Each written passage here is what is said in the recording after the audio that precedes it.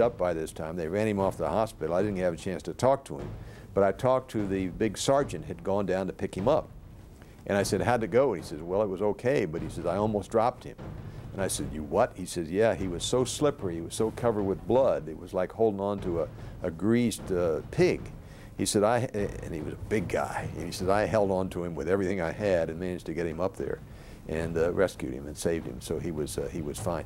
He then went back to the hospital back in the Philippines, and then for the next couple of months while he was convalescing, he was a lecturer in the survival school where all the pilots were coming over, all the aircrew were coming over, and he could tell a real story about being shot down and being rescued and being injured and all that. And of course he had this big scar on his head, so he was a very credible business. But then he ended up coming back, and he eventually became my backseater, my permanent backseater, so we became very good friends.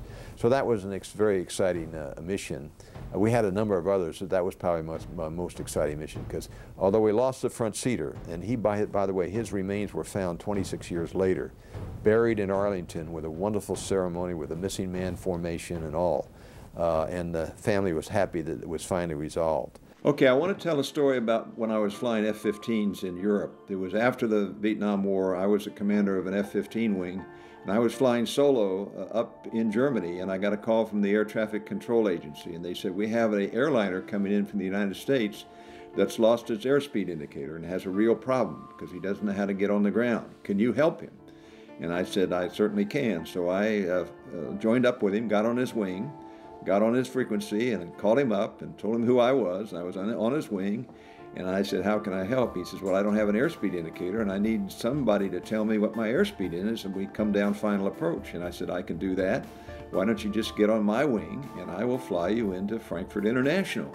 And he says, I can't do that. And I said, why not? He says, I don't know how to fly formation. And I said, well, okay, then I will fly your wing, and I will just read off the airspeed. And I will read off the airspeed every second or two, and so you'll know how fast you're going.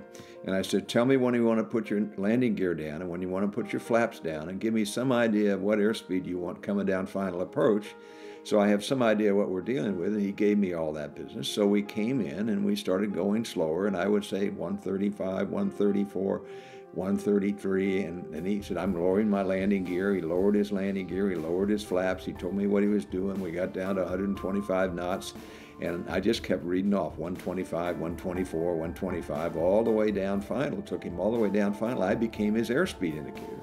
And so he was able to figure out, exactly what he was doing. The weather was pretty good, and we went down. He went down, he touched down, and as he touched down at Frankfurt International, I took it around. I didn't land, I took it around and went on home.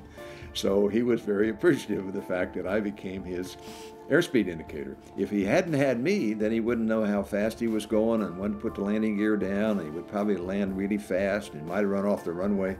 So if he hadn't had me as an airspeed indicator, it wouldn't have worked. Now, I expected that at some point in time he would send me a nice note of thank you or a bottle of champagne or buy me a meal. I never heard from him. I never heard from the airliner. But that didn't matter. It was a fact that we got him on the ground. So that was one of my more interesting experiences when I was flying solo F-15s over Europe. Now, another story I want to tell, I want to talk a little bit about my life in Augusta after I moved down here. Connor and I decided that we would move to Augusta, and in 1990, we moved down, built a house, and since 1990, we've been here. And we've been very much involved in community affairs, and it's been very much nice to have a hometown, because each of us have moved 40 times in our life. We were tired of moving. We had a home. Connor had a home since he was a little girl, Augusta, Georgia. I never had a home because I left the country when I was 6 months old and moved so many times. So it was wonderful to have a hometown. And then I got involved in a lot of community affairs, and that was very, very rewarding. Probably the most rewarding aspect was when I got involved in St. Paul's Church, and we were having to raise money for a big, wonderful new upper room at St. Paul's. And we didn't have the money for it. We had to raise over $1 million, and I got involved in that. And we were able to do that, and we got the room built, or the rooms built, and they worked out really well. They're very popular rooms today. And then people found out that I knew a little bit about raising money, and next thing I know, I'm raising money for the Fisher House. And the Fisher House is this wonderful house for families that have veterans that are going through long-term care. next to the VA, and that Fisher House got built. And as soon as we got that done, then they wanted me involved in the Kroc Center. We raised money for the Kroc Center. And then I got involved in the Augusta Museum of History. And then I got into the Boy Scouts. And so I've had a very wonderful time having a hometown and being able to contribute to the hometown. And having a civic responsibility to do so has been extraordinarily rewarding work for me, and I've enjoyed it a great deal.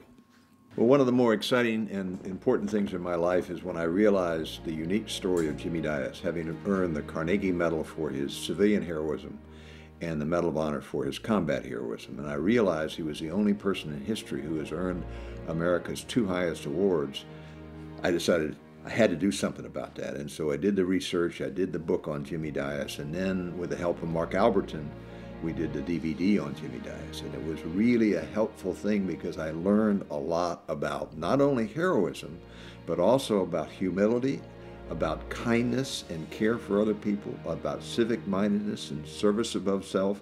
I learned that all from Jimmy Dias, who I never met. He's my father-in-law. I never met him, but he taught me so much. And so you can learn from others, even from people that you don't know. And that was a very important thing. If it hadn't been for Jimmy Dias, I never would have been involved in the Congressional Medal of Honor Foundation, I never would have been involved in the Medal of Honor book by Peter Collier, which I helped to edit. I never would have gotten to know all the Medal of Honor recipients. I know almost all of them. Some of them I know really, really quite well. None of that would have happened if it hadn't been for the great story of Jimmy Dias of Augusta, Georgia, a very, very special person. Why did you think it was so important that the rest of the country should learn about him? Well, we just need role models. We need people we can look up for. It's such a unique story. When I realized in my research he was the only one, it brought tears to my eyes that this was a unique story. It had to be told. And I hope people will look up to Jimmy Dias and say, young people, and say, I'd like to be like him. I'd like to act like him. I would like to have his leadership skills. I would like to have his courage. Our great pleasures in life, many of our great pleasures in life, is having great opportunities to be with our grandchildren. And let's talk about them just a little bit. Dias, who's named after her great-grandfather, Jimmy Dias, lives in San Diego. She's a wonderful student. She's a wonderful athlete. She has a great potential for life. She's doing very, very well in high school, and she's a delightful young lady. She is 16 years old as we speak, and her younger sister is 14. She is named Porter after my mother's family. That's her first name, Porter. And she's also a very good student, and she's also a very good athlete, and the combination makes her just very, very special, a very sweet person. And we go see them in San Diego quite often, but one of the neat things is we vacation with them to the Galapagos Islands, to whitewater rafting. We do lots of things with the two grandgirls. Now, another grandchild we have is a new one, and that is Perry McCoy Smith IV. Born in Portland, our son married quite late in life. Perry McCoy Smith IV is 1 year old as we speak, in the end of 2011. In fact, he's 1 year old today, or yesterday, the 19th of November, when he was born in 2010. And so we try to get to see him as often as possible. We haven't seen him lately, but we're going to see him in a few weeks. So we're very lucky because we have grandkids on both sides of the family. We have boy grandkids and girl grandkids. There's a little age differential between the grandgirls who are teenagers and the grandson who's a brand new baby, but we're really happy about that, and that's a delight for us. After we got married in Augusta at St. Paul's Church, we immediately went to Europe. I was stationed in France, so we flew to Barcelona, and we spent a night there. Then we went to Mallorca, the great islands off the coast of Spain, for a week or so.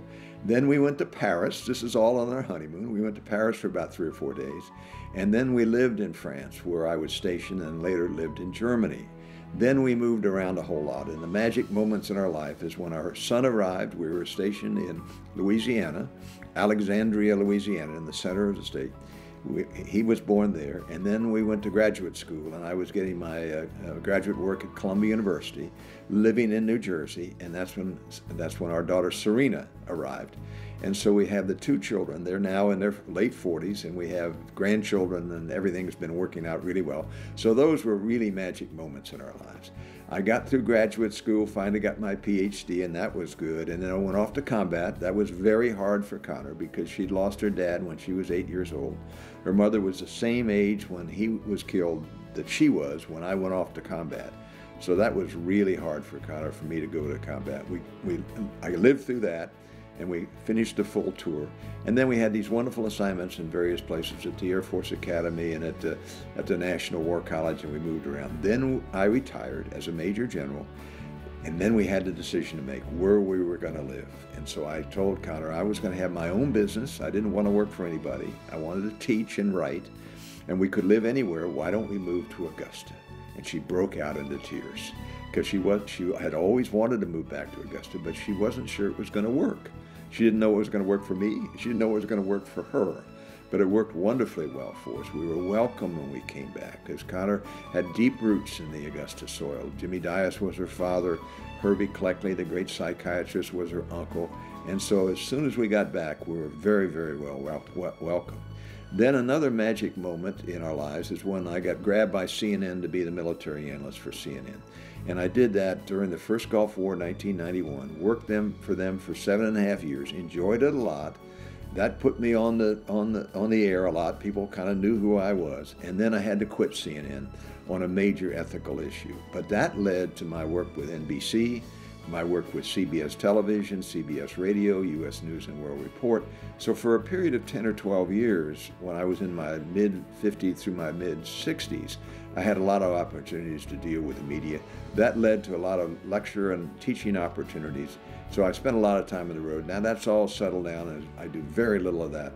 But those were kind of magic moments. Then the final magic moments was the work at St. Paul's Church and getting the river rooms done. I mean, that was really special.